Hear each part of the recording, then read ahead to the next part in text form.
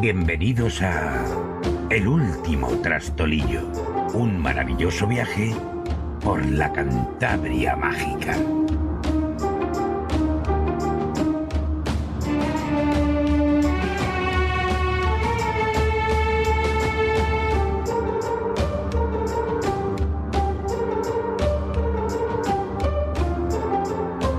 Episodio 6. El Señor de las Marismas.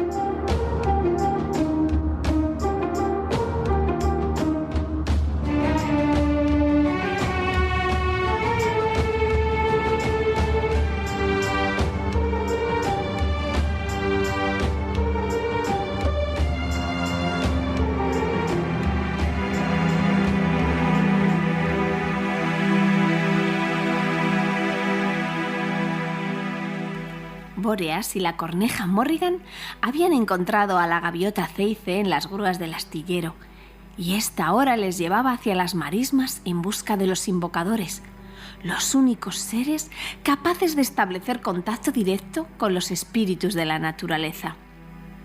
Sobrevolaron los enormes barcos que estaban atracados para su reparación en el astillero y giraron en dirección a la ría de Bo. Desde allí ya se podía ver cómo el mar se extendía hacia el ancho horizonte. Los aviones del aeropuerto próximo rompían el sosegado silencio de aquella mañana con el sonido de sus reactores al despegar. Los humanos trajinaban en la fábrica de color azul cielo y en los puentes y grúas anaranjados que se mostraban frente a ellos. Con un certero cambio de rumbo, Ceice se adentró en un brazo de agua de lo que parecía un afluente del río principal. Varios tipos de patos nadaban en este cauce y justo a su izquierda, como si se tratase de una pequeña isla, se extendía el bosque de cañaverales y arbustos de la marisma, donde multitud de aves realizaba sus tareas cotidianas ajenos a nuestros protagonistas. Ceice les indicó dónde podían descender, y así lo hicieron, permaneciendo a la espera sobre la copa de un majuelo. Bóreas bajó de su montura y anduvo por las ramas recogiendo el rojizo fruto que reconoció gracias a los conocimientos adquiridos en las lecturas que le recomendó su abuela. Luego se los ofreció a Morrigan buscando estrechar lazos, aunque ésta comió manteniendo su actitud distante. Los dos compañeros de viaje esperaron noticias de la gaviota mientras comían las ligeramente dulces majuelas. Después de que llevasen un rato entretenidos viendo a una pareja de coloreados zampullines que buceaban una y otra vez en busca de comida, se posó en la rama un pequeño verderón, ante el que Morrigan permaneció impasible. Acto seguido, en una de las ramas superiores, se posó Ceice haciendo que ésta se doblase por su peso considerablemente. Muy bien, todo solucionado. Este pequeño amigo os llevará hasta el interior del bosque. Una vez allí os las tendréis que apañar solos, pero yo no estaré muy lejos. El pequeño verderón echó a volar y revoloteó por encima del arbusto, mientras Bóreas subía sobre la corneja. Luego todos iniciaron el vuelo, tomando Ceice rumbo hacia el puerto, y Morrigan, con Bóreas sobre ella, siguieron al verderón y se internaron por un sendero que poco a poco fue rodeándose de frondosos árboles que unían sus copas en lo alto, formando una especie de sombrío túnel. El verderón volaba a gran velocidad por aquel lugar que conocía a la perfección, y a Morrigan le costaba seguirle el paso. Llegados a un recodo, el pequeño pájaro se posó en una rama saliente e inclinó ligeramente la cabeza. Parecía indicarles que hasta allí podría guiarles. Así que Bóreas alzó la mano a modo de agradecimiento y continuaron por el sendero, que ahora se cerraba más en su frondosidad y se mostraba más oscuro. A lo lejos, un pequeño halo de luz les mostraba la salida. Se oía todo tipo de animales acechar por entre la maleza, lo que a nuestro pequeño amigo le resultaba inquietante, pero la seguridad del vuelo de Morrigan le permitía sentirse protegido. Cuando el túnel de árboles y arbustos resultó tan estrecho como para impedir su vuelo, Morrigan descendió al suelo y caminó hacia el halo de luz que anunciaba el final del túnel vegetal. Un erizo apareció de la oscuridad farfullando malhumorado. ¡Aves! Creen que la marisma es de su propiedad. Parecía estar enfadado por alguna razón. Cuando llegaron a la claridad, descubrieron el motivo. Una multitud de pájaros de todas las especies se amontonaban en el carrizal que empezaba justo al finalizar el bosque. Un ánade de friso, con su elegante cuello y su plumaje gris parduzco, se dirigió a ellos, sorteando a las otras aves con un tono distinguido y protocolario. Si esperan poder hablar con su majestad, tendrán que pedir cita. Hoy es un día complicado. Han llegado muchos vuelos de distintas partes de Europa y todo el mundo quiere mostrarle sus respetos. Bóreas miró a su alrededor. Era tanta la cantidad de aves que había en aquel lugar que el suelo estaba completamente cubierto de plumas. Se apeó y siguió al ánade, que se adentraba con su contoneante andar entre una multitud que se apartaba a su paso. «Perdone», dijo, mientras aligeraba el paso el trastolillo para tratar de adelantarle. «Perdone, señor, mi intención no es ver a su majestad, solo quería información». Un chorlitejo de color parduzco y pico corto y negro apareció de repente de entre todas las demás aves y se dirigió al ánade con cierto sofoco. «Señor, media hora para marea baja, señor».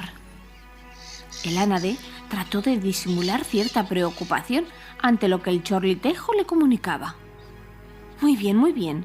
No diga a nadie que se acerca la hora de comer, porque tendremos un gran revuelo. Vayan ocupando sus puestos con total discreción». Luego, cambiando el tono, se dirigió a Bóreas. «Como verá, criatura, no es el mejor momento para otra cosa que no sea el discurso de su majestad. Pero si tiene la paciencia de esperar, en unos minutos le atenderé. Toda esta multitud está hambrienta y corremos el riesgo de que nadie quiera escuchar el discurso, lo que por otro lado sería una terrible catástrofe». Cuando la multitud de aves acabó de retirarse, quedó ante ellos una enorme roca, alrededor de la cual todos parecían esperar impacientes. El singular ánade subió de inmediato a lo alto. Consultó algo con otro par de chorlitejos que había al pie de la roca y se dirigió a los presentes. «Estimados visitantes y habitantes de la marisma, con todos ustedes, la garza real». De entre los carrizos y los juncos apareció, ante el asombro de la multitud, una majestuosa garza real, considerablemente alta, de andar elegante, de patas y cuello largos y estilizados, con las plumas de sus alas de tonos grises y azulados. Subió grácilmente sobre la roca de donde ya se retiraba el ánade. La multitud rompió en un sonoro canto de celebración. Fue entonces cuando Bóreas se giró para descubrir que justo tras de él, en las ramas de muchos árboles que rodeaban aquel lugar a modo de gradas de un anfiteatro, se amontonaban, aparte de las aves ya mencionadas, numerosas garcillas bueyeras, con sus plumajes blancos provocando una gran algarabía. «Queridos amigos», comenzó diciendo la garza con tono de estudiada solemnidad, «bienvenidos a nuestra marisma. Sois muchos los que venís de lejanos lugares y a todos os ofrecemos nuestra hospitalidad para esta nueva etapa estival. Somos conscientes de que muchos, debido a la incipiente sequía en otros lugares, os veis obligados a refugiaros aquí. Sed bienvenidos. Compartiremos cuanto tenemos con vosotros. Son muchos los retos que afrontamos en estos tiempos. El equilibrio se rompe y los humanos son los inconscientes cómplices de este lamentable hecho. El reino de las aves no puede hacer más que protegerse como una gran familia. Se avecinan malos tiempos. Los cambios en el clima ya provocan muchas muertes en nuestras familias debido a la desorientación por los cambios de las temperaturas.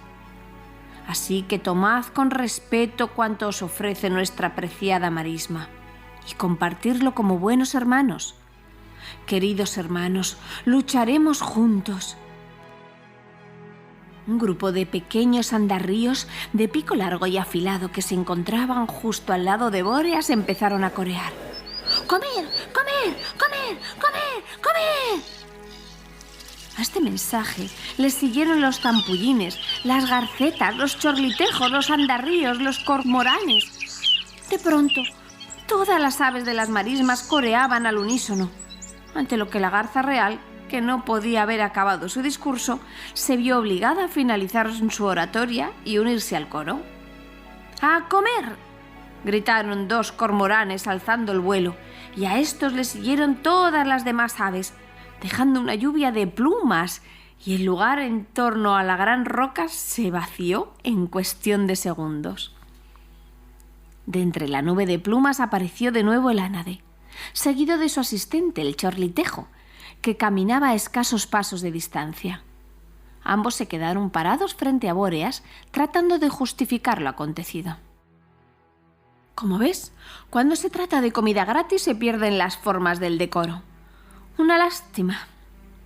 Era un buen discurso, con lo que me costó que se lo aprendiera, dijo mientras miraba el vuelo de la garza real que seguía al resto de aves camino de las marismas negras. Cada 6 horas, con la bajamar, los lodos quedan al descubierto y con ello un festín de gusanos, peces, pequeños moluscos e insectos. Ese es el encanto de nuestra marisma y por lo que nos visitan multitud de aves todos los años. Y ahora, dime, ¿qué te trae por aquí, extraña criatura? Verá, me dijeron que aquí podría encontrar a un invocador. ¿Un invocador, dices? Miró al chorlitejo de forma cómplice y luego le preguntó: ¿no estaban los cisnes fuera de la marisma? Sí, señor, salieron ayer, volverán mañana. Volvió el ánade a dirigirse a Bóreas con un tono protocolario. ¿Cómo ve? La visita no podrá tener lugar hoy. Tendrá que esperar. Nuestros invocadores se encuentran de viaje. Dicho esto, continuó su camino, seguido del chorlitejo, y se adentraron en el túnel de arbustos por el que habían accedido. De la oscuridad del túnel volvió a oírse al ánade alzando la voz. Cuando los cisnes regresen, vuelve a este lugar, criatura, y veremos si quieren recibirte. Habría que esperar, se dijo Bóreas. Al parecer los invocadores eran los cisnes, que no se encontraban ahora en las marismas. De pronto sintió cómo sonaban sus tripas. Tal vez también iba siendo momento de buscar algo de comer. Sacó una de las hojas de hiedra y se la metió en la boca. Luego se acercó a la corneja. Vamos, Morrigan, creo que ha llegado el momento de que nosotros también comamos algo. Y así los 2 amigos salieron volando sobre la laguna hacia las marismas negras, donde las aves de todo tipo y plumaje ya daban buena cuenta del magnífico festín que cada día les ofrecía la bajamar.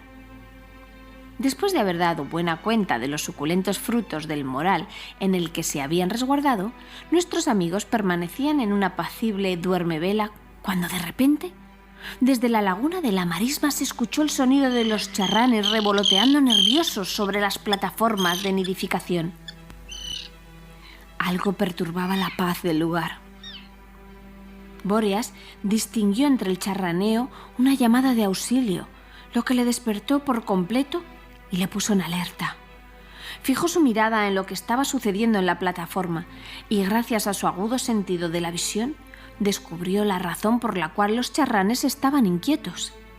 La bajamar había dejado al descubierto los fangosos lodos de la laguna, convirtiéndola en un erial de barro que permitía que un hambriento zorro llegara fácilmente hasta las plataformas de nidificación, haciendo estragos en los preciados huevos que los charranes habían depositado en sus nidos. ¡Morrigan! La corneja despertó sobresaltada ante la llamada de su compañero de viaje. Bóreas señaló el lugar mientras tomaba su capa y su vara, apoyadas en el tronco del moral. La corneja comprendió al instante, se acercó de un salto para permitir que el trastolillo subiese sobre ella. A medida que se acercaban, sintieron una enorme conmoción ante el espectáculo dantesco que se desarrollaba ante sus ojos. El zorro había devorado el contenido de varios de los nidos de una de las plataformas y ahora intentaba llegar a los otros. mientras un nutrido grupo de charranes intentaba frenarlo, atacándole con sus ágiles vuelos en picado en forma coordinada y decidida. Alrededor, otras aves observaban asombradas, aunque la mayoría mantenía su distancia, temerosas de ser atacadas por el voraz zorro. Bóreas y Morrigan llegaron al lugar e inmediatamente se unieron a los charranes en la defensa de sus nidos. El trastolillo blandía su vara y en cada vuelo picado hacia el enemigo lanzaba certeros golpes, buscando amedrentar el avance del astuto raposo. Sin embargo, el zorro era obstinado y, a juzgar por su aspecto desmejorado, estaba terriblemente hambriento, lo que hacía suponer que ahuyentarlo sería una ardua tarea. En una de aquellas incursiones, el zorro lanzó una violenta dentellada hacia Morrigan, lo que obligó a la corneja a cambiar bruscamente su dirección de vuelo, desestabilizando accidentalmente a Bóreas e impulsándole bruscamente a caer justo a los pies del zorro. Rápidamente, nuestro joven amigo se puso en pie, apuntando con su vara al hocico del animal. Sintió como su pulso se aceleraba, víctima de un miedo que inmediatamente intentó controlar. «¿Qué extraña criatura eres?», preguntó sorprendido el zorro, ignorando ya el ataque de los charranes. «¡Detente!», exclamó Bóreas, mientras sentía cómo se entrecortaba su respiración. «¡Márchate de aquí!». Zorro gruñó molesto y adoptó una postura amenazante, mostrando sus afilados colmillos al valiente trastolillo. «Tengo hambre y no puedes impedir que me sacie. Las leyes de la naturaleza amparan mis actos». Bóreas miró hacia los nidos que el zorro había saqueado, en los cuales ya no quedaba ninguno de los preciados huevos. «¿No es suficiente con lo que has hecho? Las leyes no amparan la gula», le reprochó Bóreas, señalando el lugar del crimen. «Debes marcharte». «Tengo hambre», insistió el zorro, avanzando lentamente hacia Bóreas. «Si no puedo comer más huevos, te comeré a ti». Esta declaración terminó de helar la sangre de nuestro amigo. El zorro pretendía devorarlo. Mantuvo, sin embargo, su posición defensiva mientras veía cómo Morrigan se acercaba a toda velocidad a espaldas del zorro. La fiel corneja hundió sus garras en el lomo del raposo con decisión y este dio un respingo de dolor y sorpresa. Bóreas intentó entonces correr para ponerse a salvo, ante lo que el zorro, recuperado del ataque de Morrigan, respondió cerrándole todas las vías de escape. Luego lo acorraló lentamente y se abalanzó hacia él, momento en el cual nuestro amigo, viendo que aquel era su inevitable final, cerró los ojos y contuvo el aliento. Permaneció así durante unos segundos y al ver que nada ocurría, volvió a abrir tímidamente los ojos, encontrándose frente al zorro totalmente desconcertado, mirando a su alrededor. «¿Dónde estás, criatura? ¿Dónde te has metido?», estaba visiblemente enojado. ¿Era posible? Bóreas no daba crédito a lo que estaba ocurriendo. El zorro era incapaz de verle, a pesar de que estaba justo frente a él. ¡Se había vuelto invisible!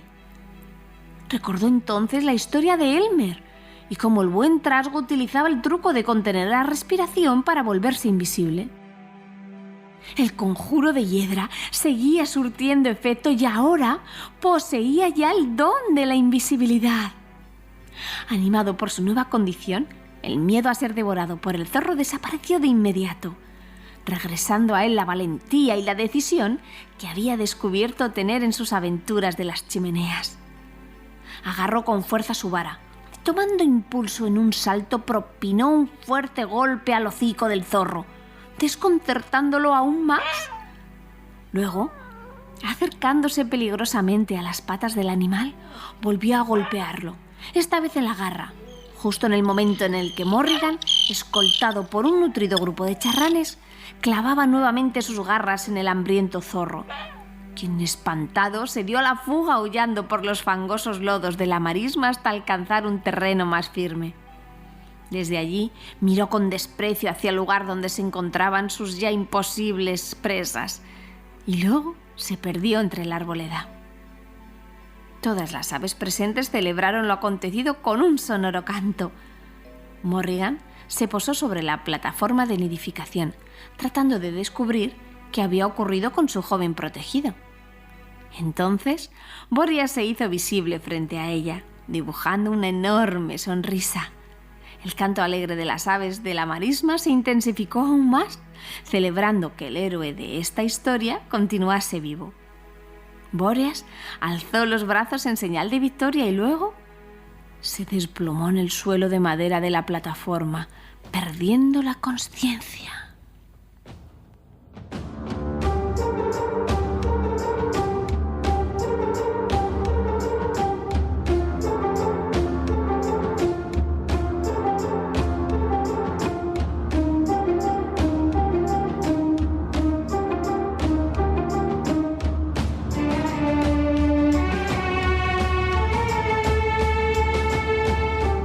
Esto ha sido El Último Trastolillo.